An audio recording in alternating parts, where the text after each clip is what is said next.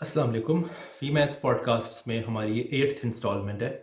इस पॉडकास्ट में हम डॉक्टर परवेज़ हुद भाई से बात करेंगे, जिनकी इंट्रोडक्शन करवाने के लिए आई डोंट थिंक कि मुझे ज़रूरत भी है।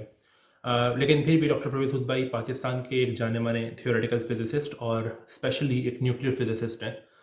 और इस पॉडकास्ट में हम उनसे फ़िज़िक्स से रिलेटेड बात करेंगे, फ़िज़िक्स के मुतल्लिक और उसके अलावा फ़िज़िक्स स्टूडेंट्स की कुछ मुश्किलात के मुतल्लिक जो कि वो अपने इस एजुकेशनल जर्नी में फेस करते हैं। उसके अलावा हम थोड़ी सी बात करेंगे साइंटिफिक आउटरीच में जो प्रॉब्लम्स आती हैं उसके हवाले से। So let's start the podcast.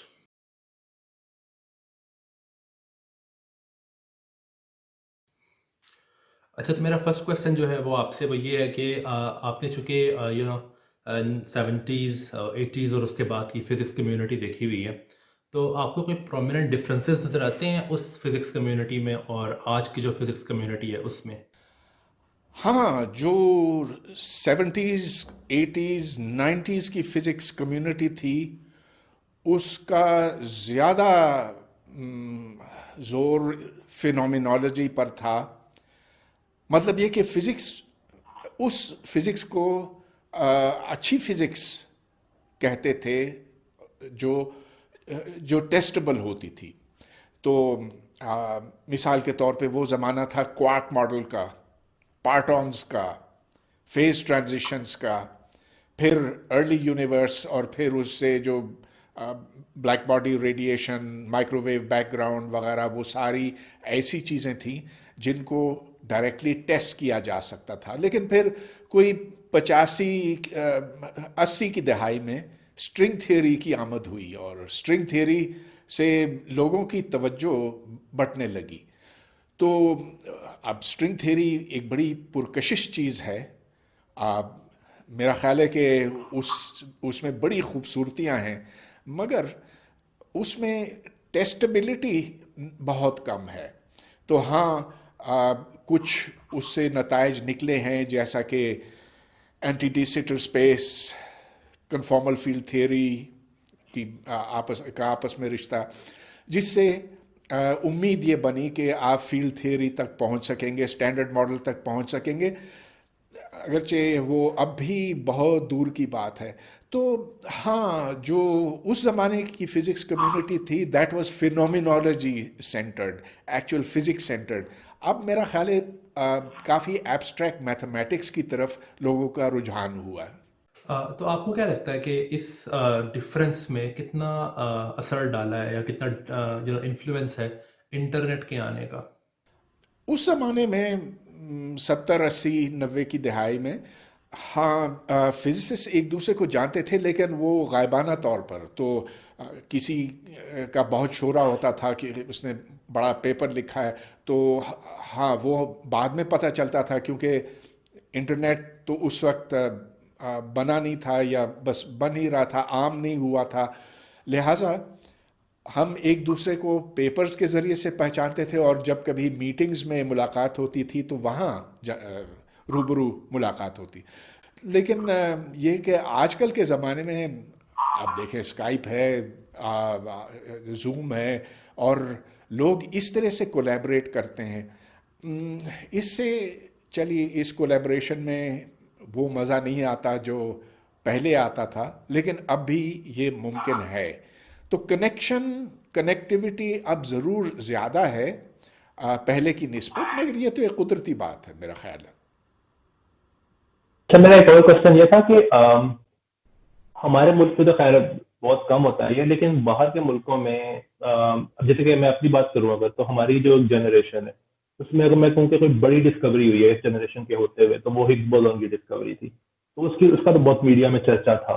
लेकिन ये जो पिछली वाली जो डिस्कवरी है, जैसे कि आई थिंक जब फॉर एग्जाम्पल ग्लूऑन डिस्कवर हुआ, ये सम पार्टिकल डिस्कवर हो रहे थे, तो क्या इनकी न्यूज आती थी न्यूज चैनल पे उस तरह से बाहर के मुल्कों में? हमारे मुल्क में तो शायद बहुत कम हाँ, होती है। हाँ, मेरा ख्याल है कि मसलन क्वार्क्स या ग्लूऑन्स, या क्वार्क जेट्स, ग्लूऑन जेट्स, इनकी खबर अखबारात में तो नहीं पहुंचती थी। अब उस ज़माने में इतने बड़े एक्सेलरेटर्स भी नहीं थे। सर्न بنا میرا خیال ہے 80-85 کی دہائی میں، جب کم از کم اس کا لوگوں نے تب سننا شروع کیا. تو بات آپ کی ٹھیک ہے کہ پہلے پارٹیکل فزکس کی ڈسکوریز کو اتنی اہمیت نہیں دی جاتی تھی، لیکن اب میں یہ کہوں گا کہ پارٹیکل فزکس سے زیادہ ایسٹرونومی اور کاسمولوجی میں جو دریافتیں ہو رہی ہیں، لوگ اس سے بہت زیادہ فیسنیٹ ہوتے ہیں بنسبت ایلیمنٹری پارٹیکلز کے. اور یہ بات بھی ایک حد تک سمجھ میں آنے والی ہے، کیونکہ دیکھیں اگر کوئی بلیک ہول دریافت ہوتا ہے، سپر میسو بلیک ہول، یا بلیک ہولز آپس میں ٹکراتے ہیں، تو وہ ایک زیادہ پکڑنے والی پرکشش چیز ہے. اچھا، تو یہ جو 1998 1999 میں یہ جو ڈارک انرجی ڈسکور ہوئی تھی، تو اس کا نیوز میں آیا تھا کیا؟ ڈارک میٹر نیوز میں آیا یا نہیں اس کا مجھے ڈارک انرجی، ہاں ڈارک انرجی، ویسے دیکھیے ڈارک انرجی ڈسکور نہیں ہوئی ہے. میں اس میں تھوڑی سی تصحیح کرنا چاہوں گا. ہم یہ سمجھتے ہیں کہ ڈارک انرجی جیسی چیز ہے، اور اس کا یوں پتہ چلتا ہے کہ جو کائنات کا پھیلاؤ ہے اس میں تیزی آ رہی ہے، اور اس کی ایک ہی توجہ بنتی ہے، اور وہ یہ کہ جیسے جیسے کائنات پھیلتی جا رہی ہے ویسے ویسے زیادہ ڈارک انرجی بنتی ہے. لیکن یہ ڈارک انرجی آئی کہاں سے؟ اگرچہ یہ پارٹیکل فزکس کا پرابلم ہے، مگر اس سے ہمیں بالکل غلط جوابات ملتے ہیں. تو ڈارک انرجی لوگوں کے لیے ایک بہت پراسرار چیز ہے، اور وہ ضرور یہ جاننا چاہتے کہ ہے کیا چیز. ڈارک میٹر کا تو خیر لوگوں کو کافی حد تک پتہ ہے، یا کسی حد تک پتہ ہے، لیکن ڈارک انرجی یہ تو ہم فزسسٹ کے لیے بھی ایک بہت بڑا معمہ ہے. اچھا، ایک بات میں واضح کرنا چاہتا ہوں کہ جو خبریں مغرب میں آتی ہیں، ادھر کے اخبارات، ادھر کے نیوز چینلز میں آتی، وہ چیزیں پاکستان میں نہیں آتی. پاکستان میں شاذ و نادر کبھی کوئی چینل، اچھا جب ہگز بوزون دریافت ہوا تھا تو اس وقت مجھے یاد ہے کہ 2 نیوز چینلز نے مجھے کانٹیکٹ کیا تھا. جب وہ بلیک ہولز کا واقعہ ہوا تھا تو تب ایک آدھ نے کیا تھا. لیکن میں یہ دعوے سے کہہ سکتا ہوں کہ ہمیں پاکستان کے نیوز چینلز میں وہ شوق نہیں دکھائی دیتا جو باہر کے نیوز چینلز میں واضح ہے. ہاں، یہ بات تو صحیح ہے آپ کی. اچھا، اس میں ایک اور کوشچن ہے میرا جو تھوڑا سا ریلیٹڈ ہے لیکن ریلیونٹ تو ہے. وہ یہ ہے کہ جیسے کہ ابھی آپ نے کہا کہ جو فرسٹ اسٹرنگ تھیوری ریولیوشن تھی 84 میں، اس کے بعد سے لوگوں کا رجحان اسٹرنگ تھیوری کی طرف شروع ہوا. اب چونکہ اسٹرنگ تھیوری کو ٹیسٹ کرنا بڑا مشکل ہے، تو اس کی وجہ سے لوگوں نے ایک پرٹیکولر ڈائریکشن میں بات کرنا شروع کی، اور وہ یہ ہے کہ پرابیبلی ہمیں سائنٹیفک میتھڈ کو ماڈیفائی کرنا پڑے گا. تو کیا آپ کے کیا تاثرات ہیں اس کے بارے میں؟ نہیں، سائنٹیفک میتھڈ کو ہرگز تبدیل نہیں کرنا پڑے گا. دیکھیے مجھے پتہ ہے بہت سے لوگ اسٹرنگ تھیوری کے اوپر اعتراض کرتے ہیں. وہ کہتے ہیں کہ جس چیز کو آپ پرکھ نہیں سکتے، جس کی سچائی کو آپ جان نہیں سکتے، اس لیے کہ اتنے بڑے ایکسیلریٹرز بنانے جن کا بننا ممکن ہی نہیں. اور ایک چھوٹی سی بات ہے کہ اگر کوارکس آپ کو دریافت کرنے ہیں تو ٹھیک ہے، سرن اس کے لیے کافی ہے، بہت زیادہ، کافی سے بھی زیادہ ہے، ڈبلیو بوزون کے لیے بھی کافی ہے. لیکن اگر آپ کو اسٹرنگ تھیوری، اسٹرنگز دیکھنے ہیں تو ایک ایسا ایکسیلریٹر چاہیے ہوگا جو ملکی وے سے بڑا ہو. تو ظاہر ہے کہ ایسے بن نہیں سکتا، لہٰذا آپ اسٹرنگ تھیوری کو اس طرح سے ٹیسٹ نہیں کر سکتے. تو لوگ اسی لیے اعتراض کرتے ہیں کہ آپ اسٹرنگ تھیوری کو کیونکہ اس کی سچائی جان نہیں سکتے تو یہ سائنس سے خارج کر دیا جائے. مجھے تو اس بات پر بڑی ہنسی آتی ہے. آپ دیکھیں اسٹرنگ تھیوری کو آپ ڈائریکٹلی ٹیسٹ نہیں کر سکتے، یہ بات صحیح ہے، لیکن اس کے انڈائریکٹ ٹیسٹ بہت سے ممکن ہیں. آپ اگر اس کا کوئی لو انرجی اپروکسیمیشن نکالیں تو وہ آپ کو بتا سکتا ہے کہ اسٹینڈرڈ ماڈل، اول تو اسٹینڈرڈ ماڈل تک پہنچنا ہوگا، لیکن اس سے تھوڑا سا ہٹ کے کیا ہے، تو اس میں پھر نئی دریافتیں سامنے آ سکتی ہیں۔ اب ایک میں مثال آپ کو دیتا ہوں۔ اسٹرنگ تھیوری کی یہ پیشن گوئی ہے کہ نیوٹنز لا آف گریویٹیشن سے ذرا سا تجاوز کیا جا سکتا ہے۔ اگر 4 سے زیادہ جہتیں ہیں، if the world is more than 4 dimensional، تو پھر گریوٹی کا جو انورس اسکوائر لا ہے وہ تھوڑا سا تبدیل ہو جائے گا۔ وہ تبدیلی جو ہے بہت ہی معمولی ہوگی۔ اچھا، اب بدقسمتی ہے کہ اب تک ہم نے اس ایکوریسی تک یہ تجربات نہیں کیے کہ اسٹرنگ تھیوری کا ثبوت مل سکے، لیکن اس کا مطلب یہ نہیں کہ آپ اسٹرنگ تھیوری کو ٹیسٹ نہیں کر سکتے، آپ کر سکتے ہیں۔ یہ کہ it needs very smart people and we are waiting for them. Actually اس میں ایک اور بات بھی آتی ہے کہ ہماری جنریشن تو خیر نہیں، لیکن جو پچھلی جنریشن ہے اس میں کچھ بہت زیادہ انفلوئنشل لوگوں نے، انفیکٹ نوبیل پرائز ونرز نے، جن میں سر فہرست میں کہوں گا شیلڈن گلاشو ہیں، انہوں نے یہ پھیلایا ہے کہ اسٹرنگ تھیوری کو ٹیسٹ نہیں کیا جا سکتا، یہ رانگ آئیڈیا پھیلایا ہے انہوں نے۔ تو ان کو فالو کر کے بہت سارے لوگ، انفیکٹ آئی سی ٹی پی میں بھی ایک دو سے لوگ ہیں جو کہتے ہیں کہ جو گلاشو کی ایگزامپل دیتے ہیں بار بار کہ اس نے کہا ہے کہ اسٹرنگ تھیوری ٹیسٹ نہیں ہو سکتی، جس کا مطلب اسٹرنگ تھیوری ٹیسٹ نہیں ہو سکتی۔ تو ایسے لوگوں کی وجہ سے بھی دراصل یہ آئیڈیاز پھیلتے ہیں۔ تو آپ کچھ کہیں گے اس کے بارے میں؟ ہاں، ویسے گلاشو اکیلا نہیں تھا اس میں فل اینڈرسن بھی تھا جو بھی حال میں فوت ہوا۔ He was a very good physicist. Glashow بھی بہت اچھا فزسسٹ ہے، لیکن دوسری طرف ان سے بھی اچھے فزسسٹ ہیں۔ ان میں اسٹیون وائنبرگ کو شامل کروں گا، جو اسٹرنگ تھیوری کے بارے میں بہت میرا خیال ہے آپٹیمسٹک ہے۔ وہ کہتا ہے کہ ہاں اس میں بڑی جان ہے، اس کے پیچھے لگنا چاہیے۔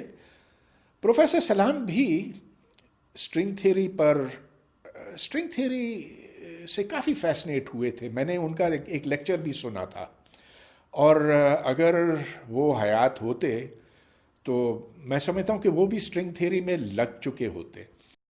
میں یہ کہہ رہا تھا کہ ویسے پروفیسر سلام نے تو سپر سیمیٹری میں بھی کافی کام کیا ہوا ہے، تو یہ تو کافی لائکلی ہے کہ وہ اسٹرنگ تھیوری پہ کام کرتے ہیں، کیونکہ وہ کافی ریلیٹڈ ہے اسٹرنگ تھیوری سے، سپر سیمیٹری ہے۔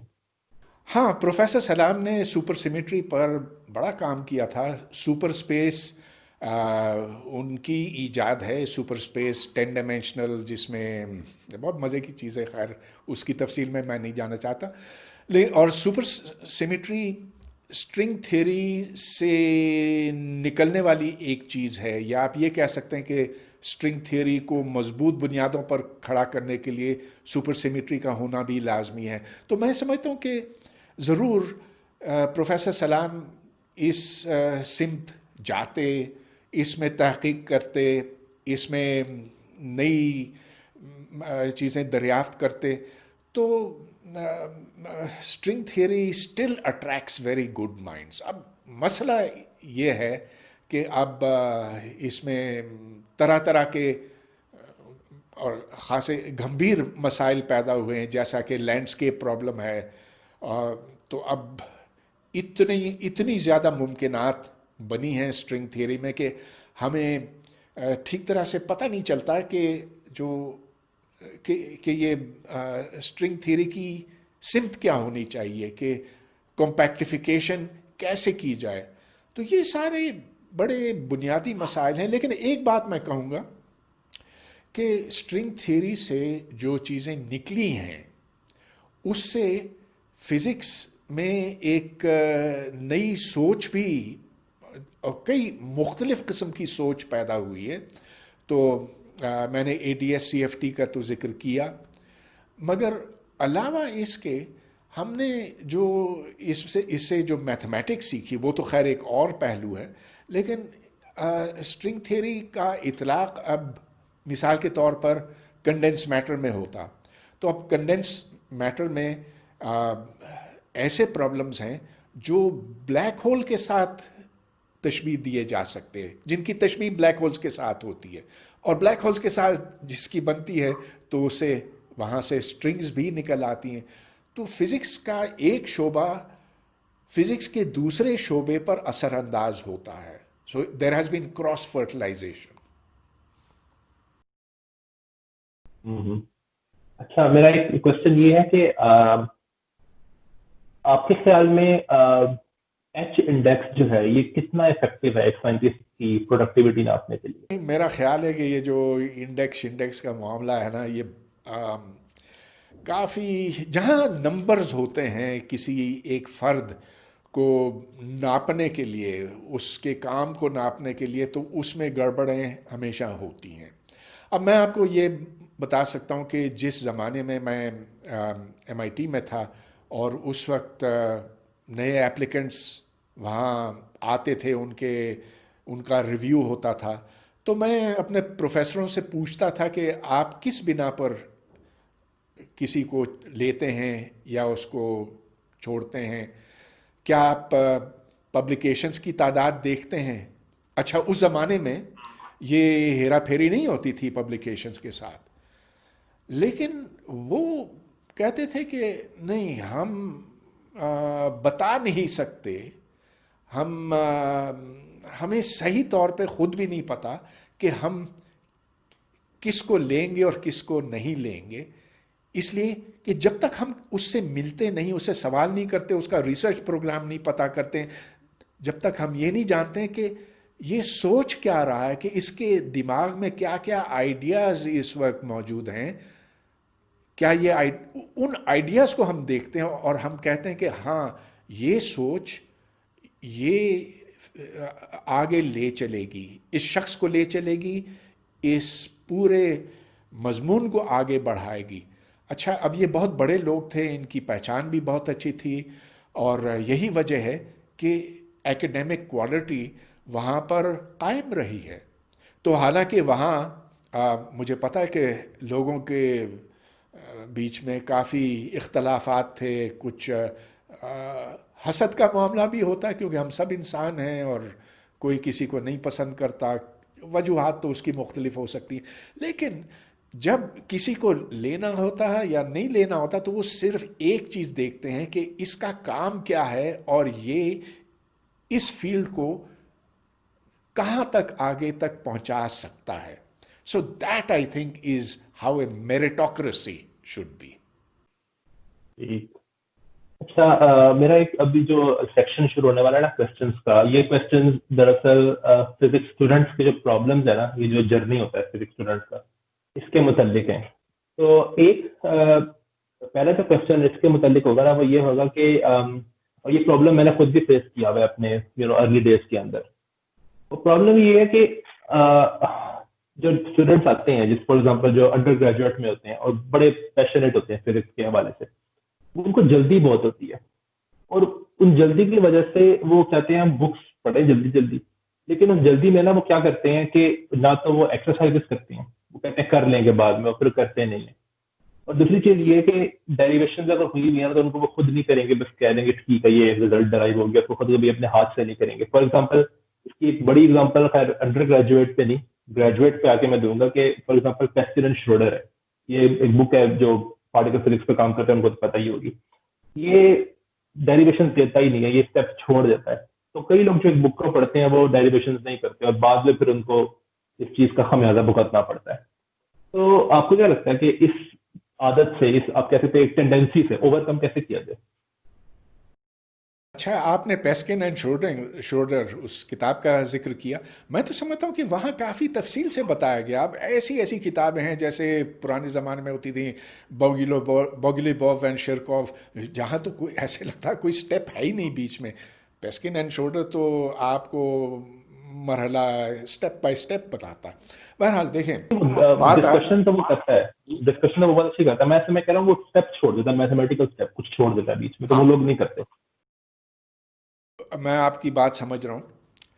دیکھیں، اگر آپ بیچ میں کوئی چیز چھوڑتے ہیں تو وہ ایک خلا رہ جاتا ہے اور وہ پھر بعد میں پر نہیں ہوتا. تو میرا مشورہ یہ ہے کہ جب آپ فزکس کر رہے ہوتے ہیں تو پوائنٹ اے سے پوائنٹ بی تک پہنچنے کے لیے جو بیچ کے مراحل ہیں، جو بیچ کے سٹیپس ہیں، وہ آپ کو پورے کرنے ہوں گے، ورنہ آپ اس مضمون کو سمجھ نہیں پائیں گے.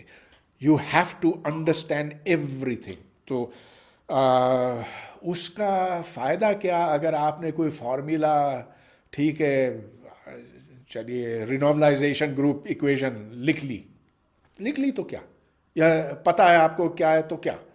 How you got to it is more important than your knowing it or not.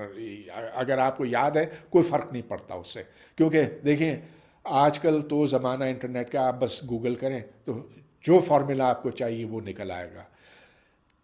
تو فزکس اسٹوڈنٹ سے میری التجا ہے، بلکہ میں ہاتھ جوڑتا ہوں کہ آگے چلنے، ایک سٹیپ آگے نکلنے سے پہلے اس سے یہ دیکھیں کہ آپ کی بنیاد یہاں تک مضبوط ہے کہ نہیں، پھر آگے چلیں. اچھا، اس میں ایک اور بات ہے کہ اب یہ پتہ نہیں، مجھے کوشچن کرتے ہوئے تھوڑا عجیب سا لگ رہا ہے، کیونکہ یہ ایک ایسی چیز کے بارے میں جو ایگزسٹ تو کرتی ہے، تو میں اس کے اوپر اپنی آنکھیں نہیں بند کر سکتا کہ یہ ہے نہیں، لیکن یہ ہے. اور وہ یہ ہے کہ ہمارے جو اسٹوڈنٹس ہیں نا، جو کہ فار ایگزامپل میری جنریشن کے فار ایگزامپل اسٹوڈنٹس ہیں جو کہ 90s میں پیدا ہوئے ہیں، وہ ایڈمائر کرتے ہیں ان فزسسٹ کو جو کہ ٹاپ پہ اس وقت ہیں. اور ان فزسسٹ کی اگر ہم بات کریں نا، تو وہ آلموسٹ سارے کے سارے نا 50+ ہیں یا 50 کے آس پاس ان کی ایج ہے. For example I think youngest ان میں ہوگی نیمار خانی حامد، وہ بھی 48 ایئرس کے ہیں. اب میں نے یہ دیکھا کہ ہمارے جو فزکس اسٹوڈنٹس ہیں نا، وہ نا ان لوگوں کو دیکھ کے اینزائٹی کا شکار ہو رہے ہوتے ہیں کہ ہم ان جتنے بریلینٹ میں نہیں ہیں. حالانکہ ان کو یہ بات پتہ نہیں ہوتی ان میں اور ہم میں ایک پورا جنریشن ڈفرینس ہے. آہستہ آہستہ وہاں تک پہنچ جائیں گے، لیکن کئی لوگ اس اینزائٹی سے باہر نہیں آ پاتے، پتہ نہیں کیوں. تو اس بارے میں آپ کچھ کہیں گے؟ دیکھیے ہر فزسسٹ کی یہ تمنا ہوتی ہے، خواہش ہوتی ہے کہ وہ اچھے سے اچھا کام کرے، اور وہ بڑا بددل ہو جاتا ہے جب وہ دیکھتا ہے کہ کوئی اس سے چھوٹا عمر میں کم شخص نے اس سے کہیں زیادہ کام کیا. اچھا، میں آپ کو اپنی مثال دیتا ہوں. میں نے ایک کولیبریشن کی تھی ایک چائنیز فزسسٹ کے ساتھ، شینگ ڈونگ جی نام ہے اس کا. وہ مجھ سے میرا خیال ہے 10-12 سال چھوٹا ہے. اب اس سے پہلے کہ میں پرابلم کا سوچ سکوں، وہ اس کا جواب نکال چکا ہوتا. تو اب اس میں میرا کوئی قصور نہیں، میں محنت کرتا تھا اور پڑھتا تھا اور سب کچھ کرتا، لیکن اس کا دماغ تیز تھا. تو اب میں کیا کروں.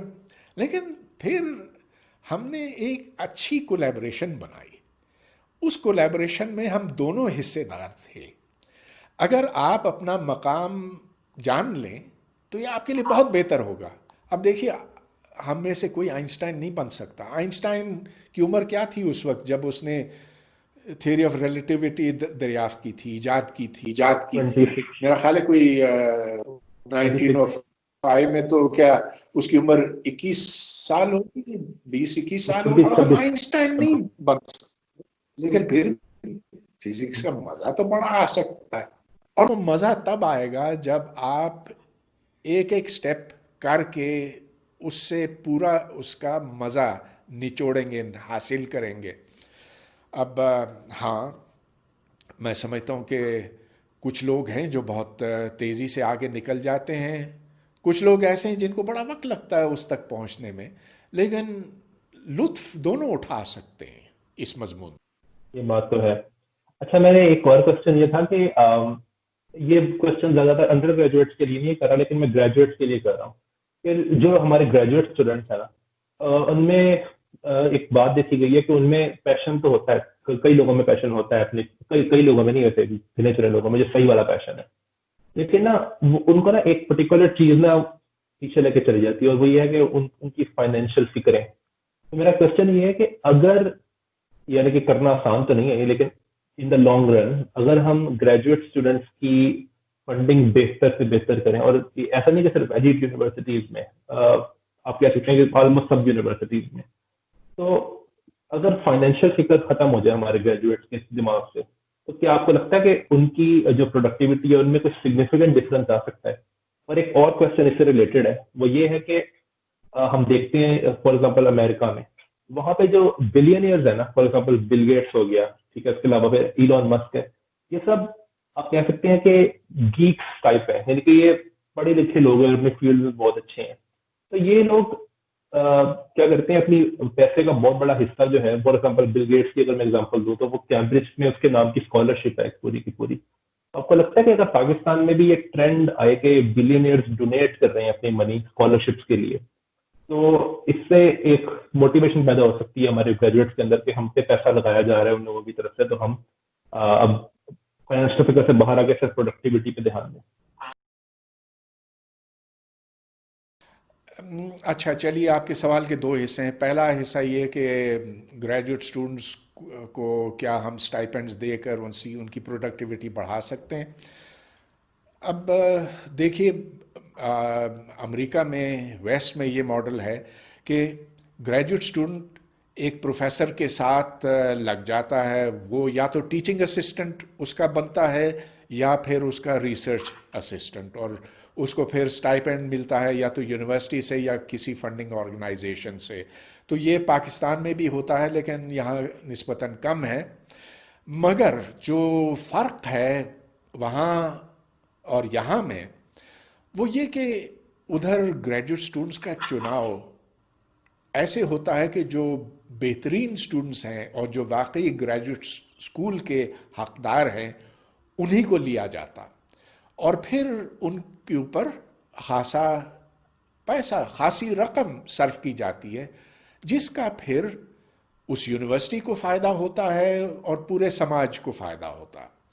تو ہاں، میں سمجھتا ہوں کہ پاکستان میں بھی ایسا ہونا چاہیے، لیکن ساتھ ساتھ جو یونیورسٹیوں میں گریجویٹ لیول پر چناؤ ہوتا ہے اس کو بہتر کرنا پڑے گا. اب یہاں میں نے ایسے بھی گریجویٹ اسٹوڈنٹس دیکھے ہیں جو میں سمجھتا ہوں کہ وہ شاید فریشمن ایئر بھی نہ پاس کر سکیں باہر کی کسی یونیورسٹی میں. اگر آپ ان کے اوپر روپیہ خرچ کرتے ہیں تو پھر وہ روپیہ اس کا کیا حاصل ہوگا آخر میں. اسی طرح اب میں آپ کے دوسرے سوال پر آتا ہوں کہ کیا ایسے مالدار لوگ ہونے چاہیے جو سائنس کے اوپر خرچ کریں. سائنس کیا تمام یونیورسٹیوں کے اوپر بالکل ہونے چاہیے. پاکستان میں ایسا ہے بھی لیکن بہت کم ہے. یہاں لوگ مساجد کو پیسے دیتے ہیں، وہ خیرات دیتے ہیں، لیکن جو اعلیٰ تعلیم ہے یا تعلیم اس پر بہت کم خرچ کرتے ہیں. اچھا، اب میری ایک تجویز یہ تھی، ایک عرصے سے میں لگا رہا ہوں اس پہ، کہ پاکستان میں دیکھتا ہوں کہ جگہ جگہ ایسے خوبصورت ذہن ہیں، بچے ایسی بچوں کے اندر وہ صلاحیتیں موجود ہیں کچھ بچوں میں کہ ان کو دیکھ کر تو میرا دل باغ باغ ہو جاتا. میں کہتا ہوں کہ اگر ان کو تھوڑا سا اوپر اٹھایا جا سکے تو یہ کیا کمال دکھائیں گے. تو میں ایک عرصے سے اس کوشش میں ہوں کہ کسی طرح سے ان کے لیے کوئی انسٹیٹیوٹ صاحب بنایا جائے. اب مسئلہ یہ ہے، اس میں بہت سارے مسائل سامنے آتے ہیں، کیونکہ یہاں بات صرف یہ نہیں کہ آپ کو انسٹیٹیوٹ بنانا، لیکن یہ پھر سوال اٹھتا ہے کہ اس کو چلائے گا کون، ان بچوں کی شناخت کیسے کی جائے گی، پھر یہ کہ ان کی پرورش، ان کی ذہنی پرورش کیسے ہوگی. ہاں، یہ بات تو ہے. اچھا، ایک اور میرا کوشچن ہے. اچھا، مجھے یہ نہیں پتا کہ یہ جو کوشچن میں پوچھنے لگا ہوں یہ ہمارے سے جو پہلے جنریشن تھی فزسسٹ کی، ان کے مائنڈ میں ہوتا تھا یہ کوشچن جب وہ گریجویٹ اسٹوڈنٹس تھے، پروبیبلی ہوگا، لیکن آج کل تو ہے یہ کوشچن. اور وہ کوشچن یہ ہے کہ ہمارے ذہنوں میں یہ بات بیٹھ گئی ہے اپنے ایکسپیرینس سے بھی اور باقی لوگوں سے سننے سے بھی، کہ اگر آپ کو اپنی فیلڈ میں بہت اچھا بننا ہے نا، سائنٹسٹ، تو یہ بہت ضروری ہے کہ آپ ایک ہفتے میں ایٹ لیسٹ 70 آورس کام کرو. اس کا مطلب ہے کہ آلموسٹ 10 گھنٹے ایک دن میں. تو کئی لوگ اب یہ میں خود بھی شامل ہوں ان میں، اور بھی میرے سر کئی سارے کولیگز ہیں جن کے ذہن میں یہ بات آتی ہے کہ اس چیز کا مطلب یہ ہے کہ آپ اپنے مڈ تھرٹیز سے پہلے شادی نہیں کرو. اس سے پہلے اگر آپ کرو گے تو آپ یہ والی جو نیڈ، یہ جو ریکوائرمنٹ ہے، یہ پوری نہیں کر سکتے ہو. تو اس کے حوالے سے لوگوں میں بہت کنفیوژن ہے. تو اس کے بارے میں آپ کچھ کہنا چاہیں گے اپنے ایکسپیرینس سے جو آپ کا جرنی رہا ہے فزسسٹ کے طور پہ؟ ارے بھائی پھر فزسسٹ سے شادی کرو، وہ بھی لگی رہے گی، تم بھی لگے رہو گے. ہاں یہ بات تو ہے، لیکن ہاں یہ لیکن بات تو ہے. لیکن دیکھیں اس فزکس، تھیوریٹیکل فزکس خاص طور پہ ایک ایسا مضمون ہے جو بڑی سخت محنت مانگتا ہے. اچھا، اب اگر آپ بہت ٹاپ کے ذہن کے مالک ہیں تو پھر شاید اتنی زیادہ محنت نہیں کرنی پڑے گی. لیکن ایک عام بندہ، مجھ جیسا بندہ، عام تو نہیں کہہ رہا. اس سے تو اس پہ تو بڑا پسینہ چھوٹا ہے.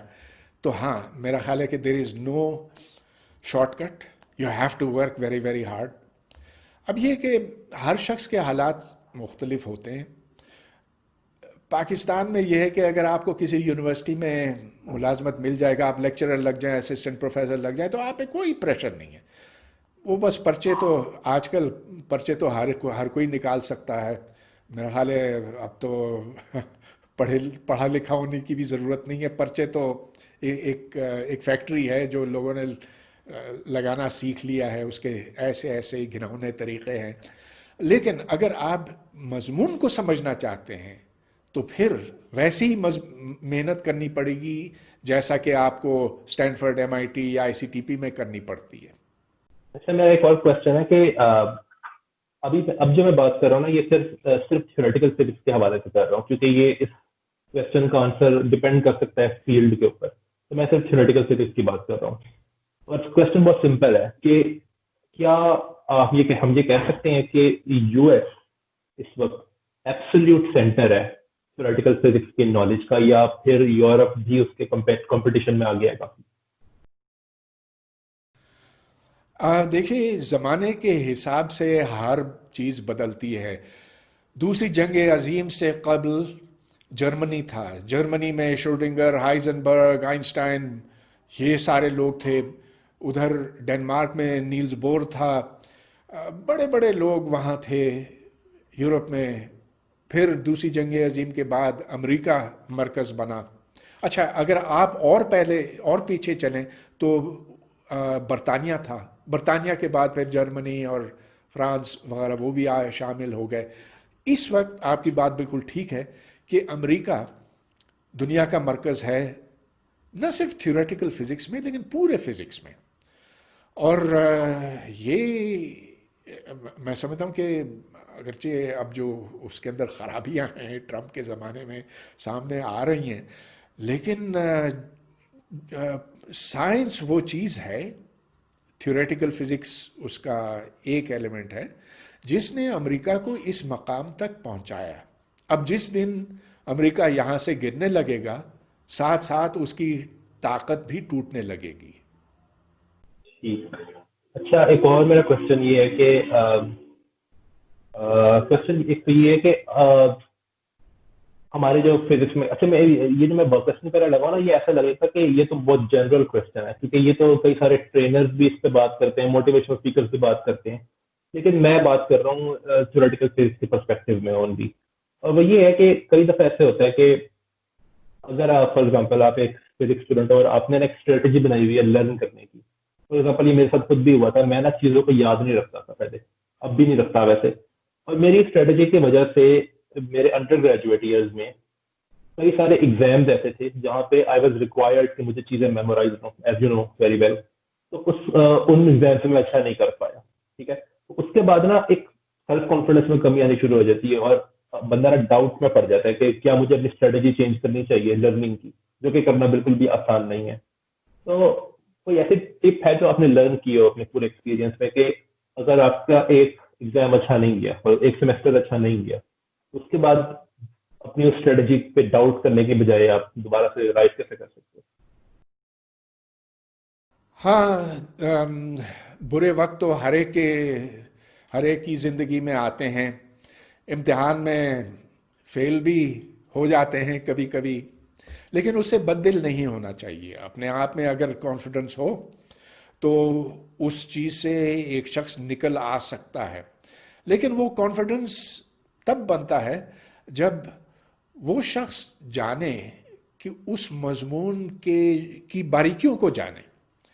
تو میں اگرچہ اپنے بارے میں یہ کہہ سکتا ہوں، اگرچہ میں اس پارٹیکل فزکس کے شعبے میں چوٹی تک نہیں پہنچوں گا، کوشش بہت کی، نہیں پہنچ سکا، لیکن پہاڑ کافی اوپر تک تو میں چڑھ سکا نا. وہ اس لیے میں چڑھ سکا کہ مجھے پتا تھا کہ میرے پیچھے جو ہے، میرے نیچے جو ہے، میں اٹ از سالڈ، کہ میں پھسلوں گا نہیں. وہ شخص نہیں پھسلتا جس کی بنیادیں نیچے سے پکی ہوتی ہیں. اچھا، تو چوٹی تو اب آپ کیا کہہ سکتے ہیں، وہ چوٹی اور جیسے ایک پہاڑ ہے، it is a growing mountain. آج آپ اس چوٹی کے نزدیک پہنچیں تو کل وہ اور اوپر اٹھ چکی ہوگی. اسے بد دل نہیں ہونا چاہیے. بات یہ ہے کہ what is below you should be solid, اور وہ تب ہوگا اگر آپ نے ہر قدم پہ یہ انشور کیا کہ آپ نے ہر سٹیپ کو اچھی طرح سے سمجھا ہے، خود پیپر پینسل سے لے کر اس مسئلے کو حل کیا ہے. اچھا، ایک اور کوشچن میرا یہ ہے کہ ہماری جو یونیورسٹیز میں فیکلٹی ہے وہ ظاہر ہے ان میں اور ہم میں ایک جنریشن ڈفرینس ہے، اور ایک وقت وہ آنا ہے جب ہماری جنریشن جو ہے وہ ان پوزیشنز پہ بیٹھی ہوگی یونیورسٹیز میں جہاں پہ آج جو لوگ بیٹھے ہوئے وہ ہیں. تو آپ کچھ ہو سکتا ہے ایک پوائنٹ یا مور دین ون پوائنٹ تو کہنا چاہتے ہیں کہ کیا کرنا پڑے گا ہماری نئی جنریشن کو کہ ہماری یونیورسٹیز میں تعلیم کا جو وہ ہے لیول وہ بہتر ہو سکے دیکھیے، میں تو جب وہ ان پوزیشن پہ بیٹھی ہوگی. اس معاملے پہ جو درد کی داستان ہے وہ میں اتنی بار سنا چکا ہوں کہ میں پھر آپ کو نہیں سنانا چاہتا. اب جب میں نے قائد اعظم یونیورسٹی میں پڑھانا شروع کیا سن 73 میں، اس وقت حالات آج سے بہت بہت بہتر تھے. یہاں تک کہ ہم یہ کہہ سکتے ہیں کہ اس زمانے میں قائد اعظم یونیورسٹی کا فزکس ڈپارٹمنٹ امریکہ کے ایک عام فزکس ڈپارٹمنٹ کے برابر کا تھا، اور اب آپ دیکھیں تو یو کانٹ ریکگنائز اٹ.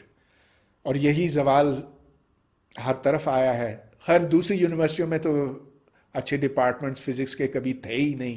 ایک ڈپارٹمنٹ تھا اور وہ قائد اعظم یونیورسٹی کا تھا، اور وہ تو اب اس کی حالت اب پتلی ہے. اچھا، لیکن آگے کیا ہونا چاہیے؟ میں سمجھتا ہوں کہ یہ زمانہ پچھلے زمانے سے اس لحاظ سے مختلف ہے کہ اب ایک طالب علم کو اپنے استاد کے اوپر مکمل اعتماد کرنے کی کوئی ضرورت نہیں. وہ اپنے طور پر بہت کچھ سیکھ سکتا ہے. بھائی وہ جائے انٹرنیٹ پہ، اس کو دنیا جہاں کے اتنے خوبصورت لیکچرز ملیں گے. چلیے، اگر آپ کو اس پارٹیکل فزکس میں چاہیے تو اس میں مل جائیں گے، کنڈینس میٹر میں چاہیے تو اس میں مل جائیں گے. اب آپ جس فیلڈ میں ریسرچ کرنا چاہیں آپ کے پاس لیکچرز موجود ہیں، پیپرز موجود ہیں. تو یہ وہ زمانہ نہیں ہے جو پروفیسر سلام کا تھا. سن 50 کی دہائی تھی، وہ پاکستان پہنچے تھے، government college Lahore, Punjab university جو بالکل ایک ریگستان تھا، اور اس سے بیزار ہو کر وہ پھر واپس انگلستان لوٹ گئے، اور پھر یہ سوچا کہ پاکستان کے لیے کچھ کرنا ہے تو انہوں نے ICTP بنایا. اچھا، اگر وہ اس زمانے میں ہوتے، مطلب یہ کہ اگر وہ 50 کی دہائی نہیں لیکن اس کے 50 سال بعد ہوتے جب انٹرنیٹ آ چکا تھا، تو یہ دلیل تو نہیں دی جا سکتی تھی کہ ہمیں پتہ نہیں کہ دنیا میں کیا ہو رہا ہے. اب میں سمجھتا ہوں کہ بہت بڑا فرق ہے. اب جو انڈیویجول جینیس ہے، وہ جو ذہن ہیں، جن کو صرف ایک تھوڑی سی انکریجمنٹ کی ضرورت ہے، وہ پاکستان میں جگہ جگہ ہیں. اب ان کو میں یہ تجویز کرتا ہوں، ان کو یہ مشورہ دیتا ہوں کہ وہ جتنا حاصل کر سکتے ہیں انٹرنیٹ سے، لیکچر سے، وہ کریں، اور اس کے بعد پھر باہر کی کسی اچھی یونیورسٹی میں، MIT ہو جائے، ہارورڈ ہو جائے، جو بھی ہے، چلیے وہ ایک لیول کی ہیں، لیکن جو اس سے ایک لیول نیچے کی ہیں ادھر چلے جائیں. کیونکہ فی الوقت پاکستان میں کسی یونیورسٹی میں دم خم نہیں ہے. میں مجھے بہت تکلیف ہوتی ہے یہ بات کہہ کر، مگر میں نے ساری یونیورسٹیاں دیکھی ہیں، کچھ کو بہت قریب سے دیکھی ہیں، ساری تو نہیں، لیکن جو جہاں جہاں فزکس کہنے کو ہوتی ہے، تو حالات کہیں پر اچھے نہیں ہیں. اچھا، میرا ایک اور کوشچن یہ ہے کہ چونکہ آپ ایک نیوکلیئر فزسسٹ ہیں، اور اگر آپ کے موسٹ سائٹڈ پیپرز دیکھیں تو ان میں آئی تھنک سب سے پہلا جو ہے وہ novel effects in deep inelastic scattering ہے، پھر اس کے بعد ہیلیسٹی کے اوپر ہے، تو اور پھر پارٹون ڈسٹریبیوشن فنکشنز. تو میرا کوشچن یہ ہے کہ یہ جو نیوکلیئر فزکس کی فیلڈ کا انتخاب تھا، یہ اس لیے آپ نے کیا کیونکہ at that particular time quantum chromodynamics بننے کی اسٹیج میں تھی اور اس پہ کافی کام ہو رہا تھا، یا پھر آپ نے پہلے سے یہ سوچا ہوا تھا کہ میں نے نیوکلیئر فزکس میں کام کرنا ہے؟ اصل میں جب میں نے نیوکلیئر فزکس پر کام شروع کیا نا، تو اس وقت تو کوارکس اور پارٹونز کی بھی کوئی بات نہیں کرتا. اس وقت تو 68 میں دریافت ہوئے، لیکن نیوکلیئر فزکس میں کوئی دلچسپی نہیں تھی. میں نے ٹریڈیشنل نیوکلیئر فزکس پر کام کیا، ہارٹری فاک اور نیوکلیئر کولیجنز پہ. لیکن بعد میں نے کہا کہ یہ تو اب باتیں پرانی ہو گئی ہیں، نیوکلیئر فزکس پرانا ہو گیا، اب مجھے کوانٹم کروموڈائنامکس، پارٹیکل فزکس کے بارے میں سوچنا چاہیے، اور مجھے بالکل اثر نو نئی چیزیں سیکھنی پڑیں. تو جن پیپرز کا آپ نے ابھی ذکر کیا، وہ چیزیں میں نے کبھی گریجویٹ اسکول میں پڑھی نہیں تھیں، وہ یونیورسٹی میں نے نہیں پڑھی تھی. وہ ظاہر ہے کہ پیپرز اور کتابیں پڑھ کر میں نے اپنے آپ کو سکھائیں.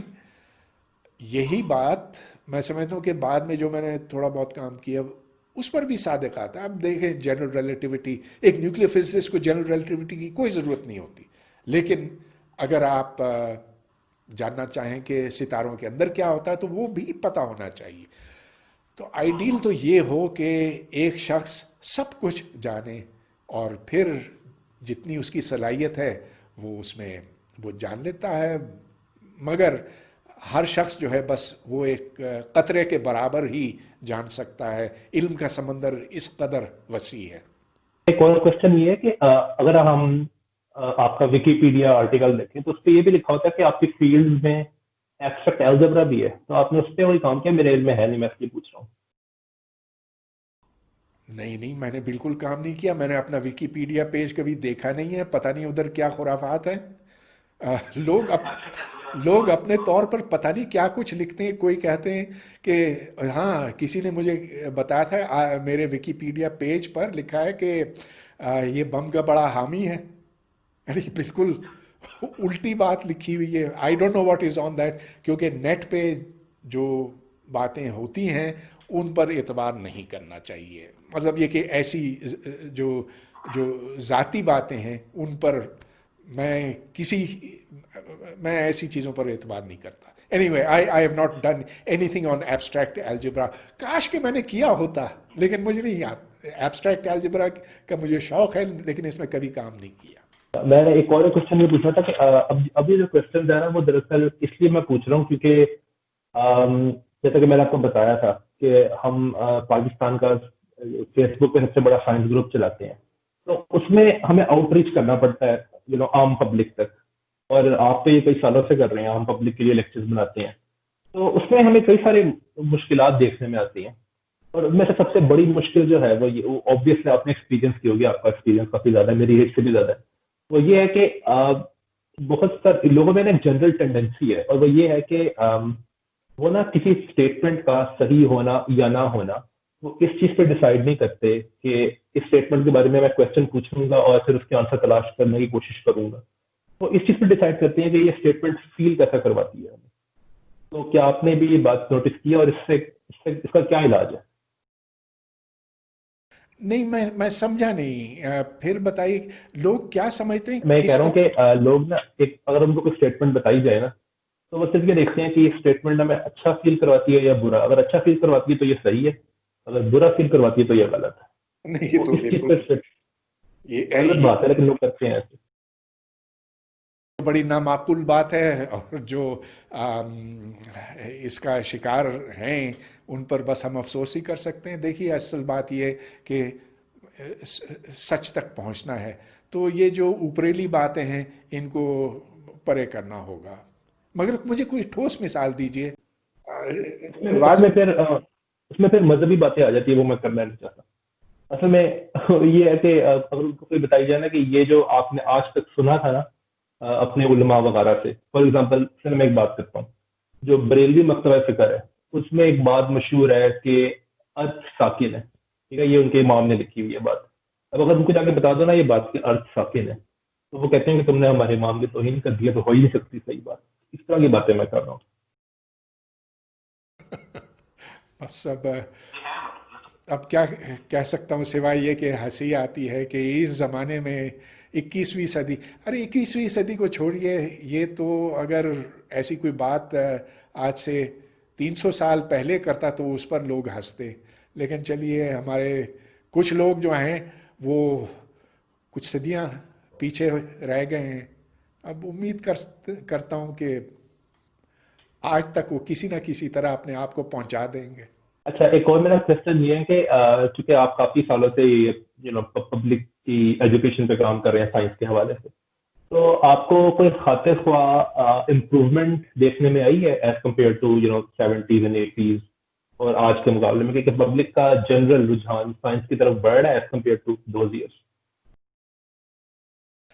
اس کا اندازہ لگانا بڑا مشکل ہے, لیکن میں ایک بات دعوے سے کہہ سکتا ہوں کہ پی ٹی وی آج سے 20 سال پہلے 25 سال پہلے کافی زیادہ وقت لگاتا تھا تعلیم پر, سائنس پر, اور اس کے پروگرام معلوماتی ہوتے تھے. آج آپ کوئی چینل کھولیں تو انشنٹ ہی دکھائی دیتی ہے. اب میں نے 3 ایسی سیریز بنائی تھیں, پورے سلسلے بنائے تھے 13 پروگراموں پر مشتمل, بزم کائنات, اسرار جہاں, راست علم کے. پی ٹی وی نے اگرچہ بہت زیادہ میری مدد نہیں کی اس میں, لیکن پھر بھی ان لوگوں نے اپنے فیسلٹیز مجھے دی تھیں. ہاں ٹھیک ہے, رات 12 بجے سے لے کر صبح 7 بجے تک کا شفٹ تھا, اور اس وقت تو حالت ہی خراب ہو جاتی تھی میری واپس آتے آتے, مگر پھر بھی وہ کیونکہ ایک چینل تھا تو اٹ واز ورتھ اٹ. بہت لوگ تھے جنہوں نے بزم کائنات اور اسرار جہاں کی قسطیں دیکھی ہیں اور آج بھی کہیں کہیں یوٹیوب پر ہیں. ایسی چیز آج کل آپ کو نہیں دکھائی دیتی ہے. مجھے تو اب کوئی پتہ نہیں, میں ٹی وی تو دیکھتا نہیں ہوں, لیکن جو دیکھتے ہیں شاید وہ مجھے بتا سکیں کہ کیا اب سائنس کے پروگرام نشر ہوتے ہیں کہ نہیں پہلے کی طرح. I don't think so. ایک اور بات میں کہوں کہ میں کیسے کہوں, ظاہر دکھ تو ہمیں بھی ہوتا ہے کہ اگر آپ آج کل کے کافی سارے پرائیویٹ چینلز پہ آپ دیکھیں گے کہ ایک ٹرینڈ چل رہا ہے کہ رات 11 بجے جو ہے وہ مزاحیہ پروگرام لگاتے ہیں, وہ آپ کو پتا ہوگا اچھے سے. تو اس میں ایک ٹرینڈ ہے کہ وہ نا ایسٹرولوجرس کو بٹھاتے ہیں اور لوگ دیکھنا چاہتے ہیں ایسٹرولوجرس کو. تو سائنس سے چھوڑا ایسٹرولوجرس کو وہ بٹھا رہے ہیں آج کل, اور ان کو پتا ہے ڈیمانڈ ہے اس چیز کی. آج کل تو یہ ہوتا ہے. تو نجومی اور 10 شناس یہ آ گئے, انہوں نے ٹیک اوور کر دیا, سائنس کو بگا دیا. ہاں جی بالکل, یہ آ گئے ان کی جگہ. اور ایک اور مزے کی بات میں کروں کہ ویسے میں ان کی بڑی رسپیکٹ کرتا ہوں ایز اے پرسن. ہمارے ملک کے بڑے نامور وکیل ہیں, پی ٹی آئی سے منسلک ہے, میں نام نہیں لوں گا, پتہ لگ جائے گا. وہ ایک پروگرام ہوسٹ کرتے تھے, انہوں نے یہ کہا ایک پروگرام میں کہ ایسٹرونومی جو کہ سائنس کی برانچ ہے, اس کی ایک برانچ ہے جس کا نام ہے ایسٹرولوجی. یہ انہوں نے کہا, اور وہ وکیل ہے. اور پھر مسئلہ یہ ہے کہ جب جن لوگوں کا تعلق سائنس سے نہیں ہوتا پھر وہ سائنس کے اوپر آگے بات کرتے ہیں. اور پھر مسئلہ یہ ہے کہ چونکہ ان لوگوں کی فالوئنگ ہے اچھی خاصی تو آپ ان کو کچھ کہہ نہیں سکتے کہ اگر آپ کہہ دینا کہ انہوں نے یہ بات کی ہے وہ غلط ہے تو پھر لوگ وہی بات کرتے ہیں کہ جو ہمیں اچھا فیل نہیں ہوا تو تمہاری بات صحیح ہو ہی نہیں سکتی ہے. تو آج کل تو یہ مسئلہ ہے دراصل. بھائی آپ ٹی وی دیکھتے ہیں، میں نہیں دیکھتا ہوں. میں اس وکیل کے نام سے، میں سچی بات کہتا ہوں، میں اس کے نام سے واقف نہیں ہوں. لیکن یہ جو ابھی آپ نے بات بتائی تو دل چاہ رہا ہے کہ سر پیٹوں. ہاں وہ بہت پرانی بات ہے. اچھا چلیے، شکر کرنے کی بات ہے کہ ہے پرانی. چونکہ آپ ظاہر ایک فزسسٹ ہے تو میرے 3 لاسٹ کوشچنز ہیں آپ سے، بلکہ 4. پہلا کوشچن تو یہ ہے کہ ہماری جو فیلڈ ہے ہائی انرجی فزکس اس کے کئی سارے جرنل ہیں جیسے کہ high energy physics, nuclear physics بھی، فزیکل ریویو بھی. آرکائیو جرنل نہیں ہے لیکن چلیں اس کو بھی انکلوڈ کر لیں اگر. تو آپ کا کوئی فیوریٹ جرنل ہے؟ میں سمجھتا ہوں کہ فزیکل ریویو ڈی اور نیوکلیئر فزکس، یہ دو بہت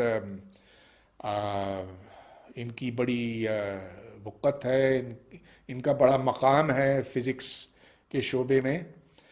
دوسرے جرنلز بھی ہیں، یورپین جرنل آف فزکس ہے، اٹس اوکے. ایک زمانہ تھا جب زائٹشری فور فزک وہ بہت اچھا جرنل سمجھا جاتا تھا، لیکن اب شاید کچھ اتنا زیادہ دھیان اس پر نہیں دیا جاتا. تو فیوریٹ جرنل تو کیا دیکھیے، اب تو سچی بات یہ ہے کہ لوگ جرنلز کم دیکھتے ہیں، پری پرنٹس زیادہ دیکھتے ہیں. جو آئیڈیاز ہیں وہ پری پرنٹس میں ہیں. آرکائیو آپ جائیں لاس ایلموس ویب سائٹ پہ اور دیکھیں کہ کیا کچھ کون سے نئے پیپرز اس وقت اس پر پوسٹ ہو رہے ہیں. پھر وہ کبھی نہ کبھی چھپ جاتے ہیں کسی نہ کسی جرنل میں، لیکن جو چیز آپ تلاش کر رہے ہیں نا، you will find that in an archive paper. اچھا آپ کا اب پتہ نہیں آپ سے یہ کوشچن کسی نے کیا آج تک یا نہیں آن ویڈیو، آپ کا all time most favourite physicist کون ہے؟ فزسسٹ بھائی دیکھیے، آئنسٹائن کا تو مقابلہ ہی نہیں ہے. آپ اور کس کو کھڑا کریں گے اس کے مقابل؟ لیکن میں سمجھتا ہوں کہ اس وقت جو فزسسٹ حیات ہیں تو سر فہرست میرے خیال ہے ایڈورڈ ویٹن ہے. لیکن اور بھی بہت سے لوگ ہیں. کس کس کا نام لیا جائے؟ فیوریٹ تو میں نہیں کہہ سکتا، لاٹس آف گڈ ونس. اور جو ذرا پرانے زمانے کے ہیں جیسے وائنبرگ ہے، وائنبرگ کی کنٹریبیوشن بہت بڑی ہے اور وہ پورے فزکس میں ہے. اگر ان کی طرف دیکھا جائے جو بس ابھی حال میں نکل چکے ہیں، رچرڈ فائنمن، ویل واٹ ٹو سے اباؤٹ ہم. صحیح. اچھا ایک اور کوشچن یہ کہ میں اب یہ بھی میں آل ٹائم کر رہا ہوں کہ آل ٹائم آپ کا کوئی فیوریٹ میتھمیٹیشین ہے؟ کس کا نام لیا جائے؟ جان وان نائمن. ویل مے بی، کیوں ہاں. اچھا ایک اور لاسٹ کوشچن میرا یہ ہے کہ ایک منٹ، میرا خیال ہے ڈیوڈ ہلبرٹ کو میں اس سے آگے کروں. May be Hilbert. نہیں may be it is Gauss. اچھا ٹھیک ہے I have settled out Gauss. Okay چلے ٹھیک ہے. بہت مزہ آیا آپ سے بات اوکے کر کے. Thank you.